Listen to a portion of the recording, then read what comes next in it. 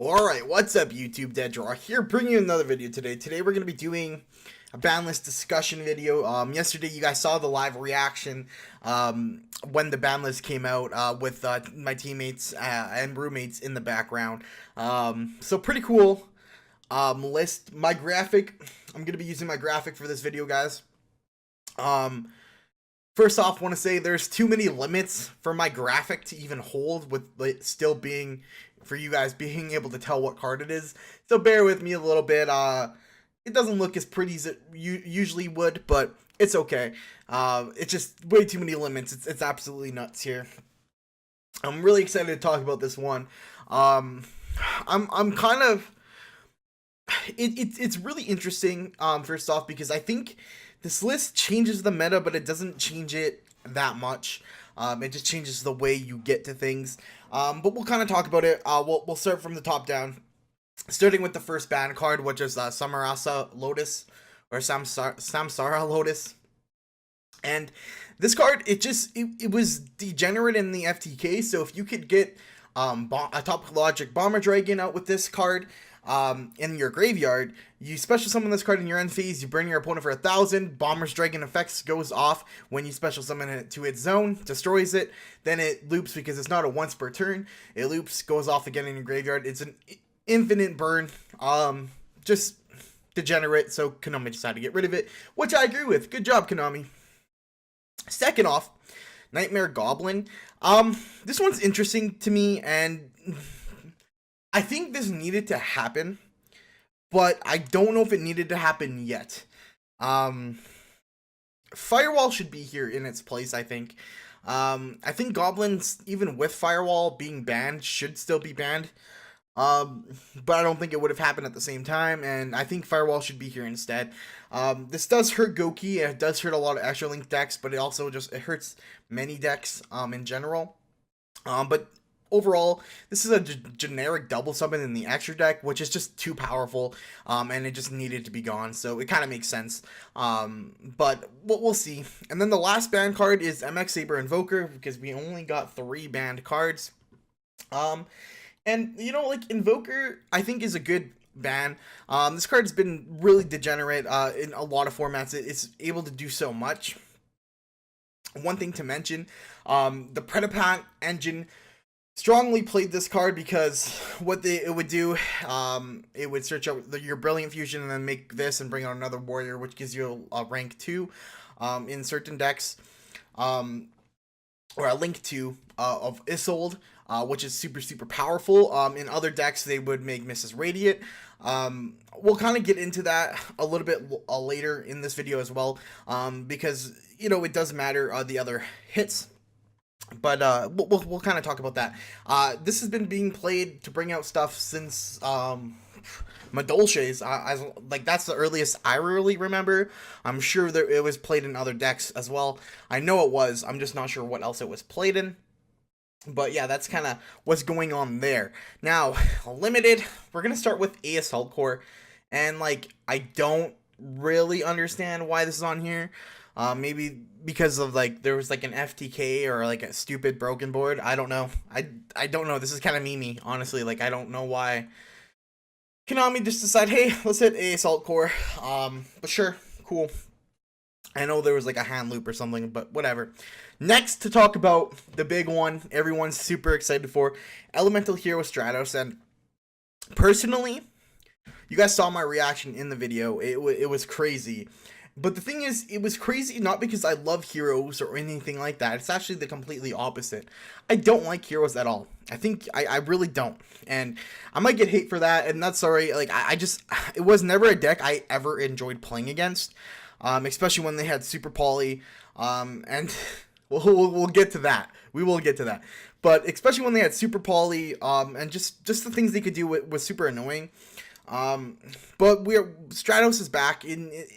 Cool. People are going to be really happy. I'm not sure how much this is going to do. I know that you can kind of play a small engine now. We'll talk about that. I've been theorying a little bit with this card, actually, with a couple of my teammates just since last night. I think there's some really cool things. Since Isolde's still in the game, You can easily, this is a card that helps you make Isolde really easily. I'm gonna be tossing this into my Infernity build. I've been playing because Firewall is not banned, so you can actually still play the Infernity build. There's some really cool theorying you can do with this. The one thing I'm just not excited for is just like mass change and decks making Dark Lob. I'm not really sure how much this is really going to affect it, but we'll see. The next card to talk about here is Morphing Jar. Now, Morphing Jar, this is interesting. I don't think it's the worst thing they could have brought back. I think it being at once okay. It's a flip effect. I don't. That just means it's really slow. There's a lot of cards nowadays that you can just destroy face down monsters still. So I don't know how much this is really gonna do. It's interesting. It's there. There's some decks. There's gonna be people who play it. That's for sure. I don't know.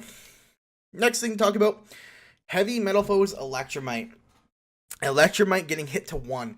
Now this is nuts. I am really happy about this because I think if we would have hit all the other decks and they not touch Pendulum, Pendulum probably would have been the best deck again, just because the things they can do, and the other decks just wouldn't be able to be as fast.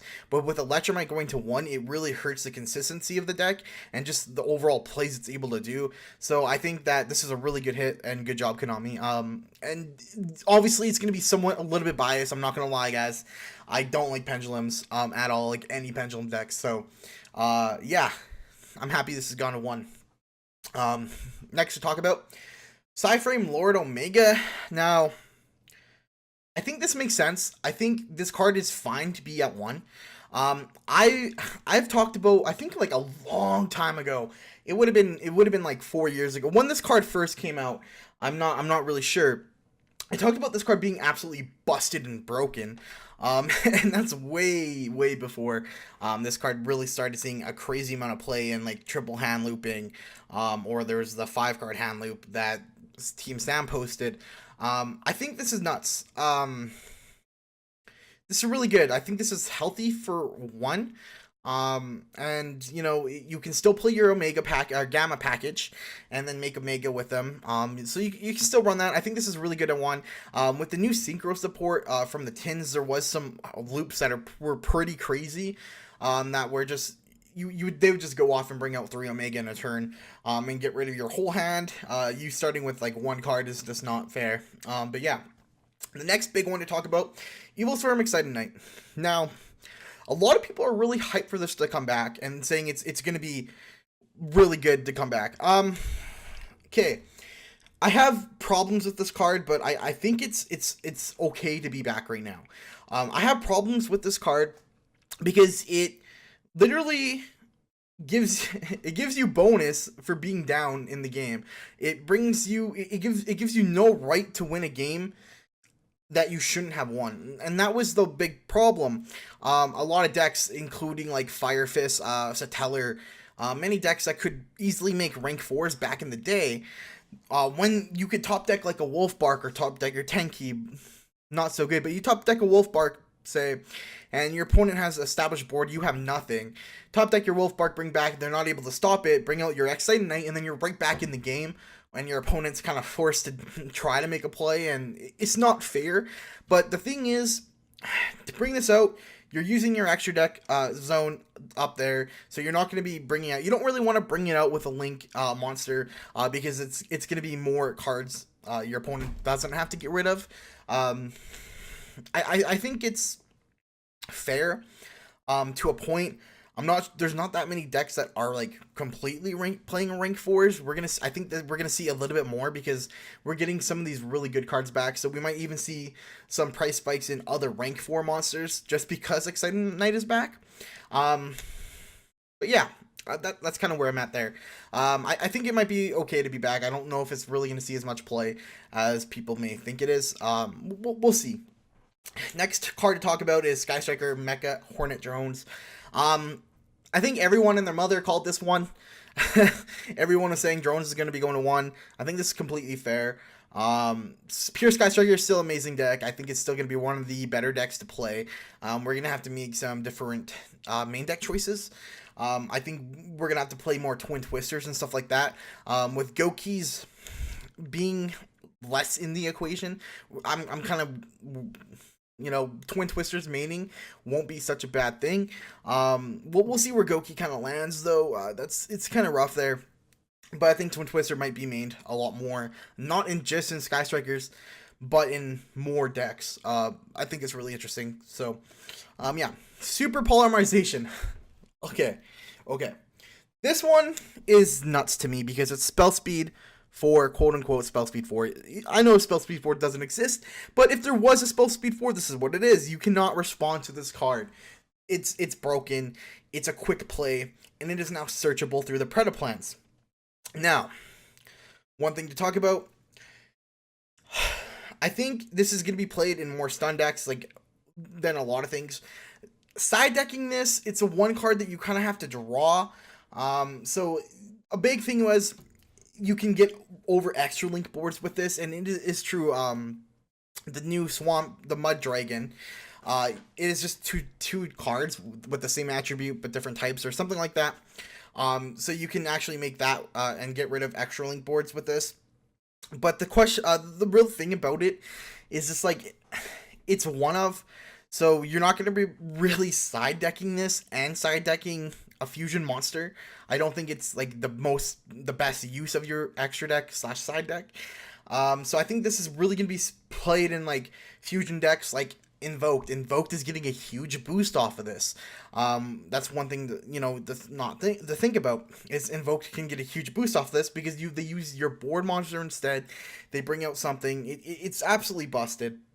And then stun decks because of the Predaplant engine. With MX Saber Invoker being gone, people are gonna say the Predaplant engine isn't as good. But because you're not able to make Mrs. Radiant, or you're not able to make Isolde, because you can't bring out MX Saber Invoker to bring out 2 words and bring out Isolde.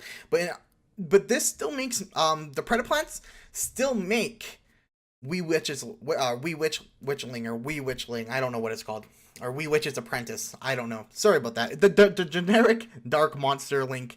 The 2 Predaplants do make, giving you 2 zones, and you can search Super Poly, which is really interesting to me. I think it's really cool that you can do that.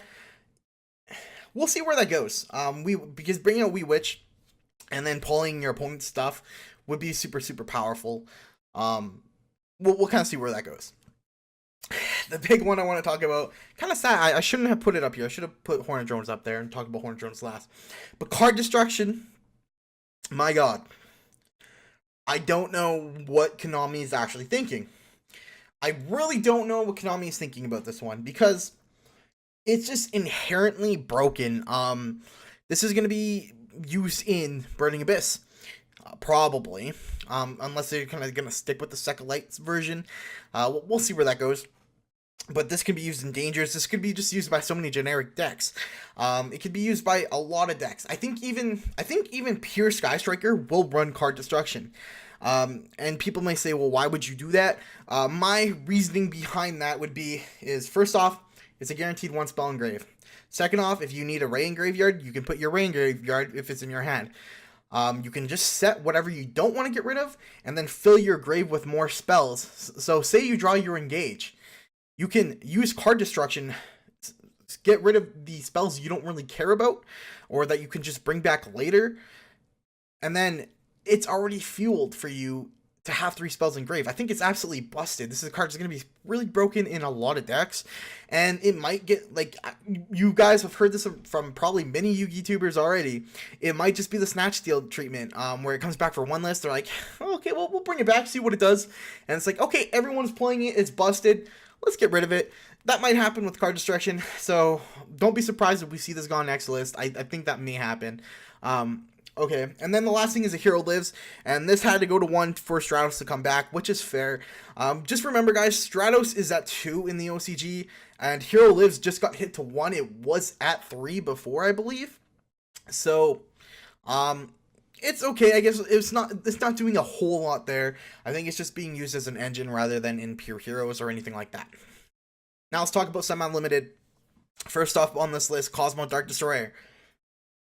This is cool because Cosmos is one of my favorite decks. I'm really happy to have 2 Dark Destroyers back. Um, do I think this deck's going to be relevant? No, but I do think this is a deck that you can just use as a rogue strategy if you want. And it can do a few things. I think Dark Destroyer being back at 2 is actually pretty nuts. It adds a lot of consistency, and it's another Allure Darkness target. So it's actually pretty busted, but I don't know how really meta relevant. It may be actually pretty good for the start of this meta. I think Cosmos are always a good deck going into a new meta because they don't really require a lot of things. So this actually might be decent going into this next meta, this next format. Do a few things here and there, but won't really do too much. The second thing to talk about on this, though, is one that it's really iffy and debatable. And that's Called by the Grave, guys. Called by the Grave. So the thing is, everyone looks at this and saying it stops hand traps. It does stop hand traps, this is true. But it has so much more utility than that. It literally can negate so many things. It stops so many things. It works for 2 turns, essentially on your turn and your opponent's turn and on your turn. So it's super, super strong. I think this card's actually absolutely busted, so it makes sense it went to 2. But it's kind of questionable that they left in so many hand traps. I think this just makes hand trap even more important where decks were already running a crap ton. That is crazy. But yeah. Next thing up here, Terraforming. Terraforming to 2. This is a weird one because I definitely thought Terraforming would go to 1 before it ever went to 2. Anything like that. And Terraforming to 2 honestly doesn't really do much to field spell decks. It slightly hurts consistency, I guess. That's cool. I don't know. This somewhat hurts a few decks, like Trickstars indirectly. A few things there. True Draco indirectly. Just anything really playing field spells. I don't think it's that good of a hit. I don't think it really changes that much, but it's just okay. Sure, you get 5 field spells instead of 6. Cool. Scapegoat to 2. Why?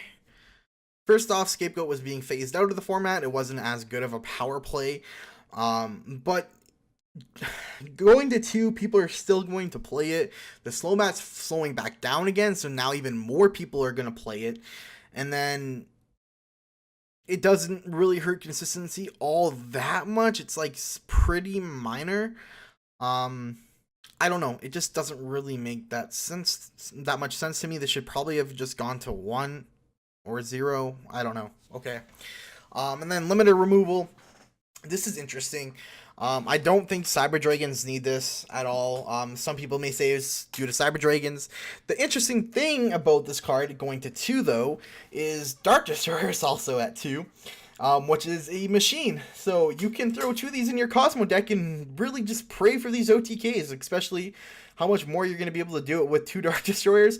Like, I think 2 Dark Destroyers is absolutely nuts. I know I'm kind of going back to that, but, like, realistically, 2 Dark Destroyers is pretty nuts, honestly.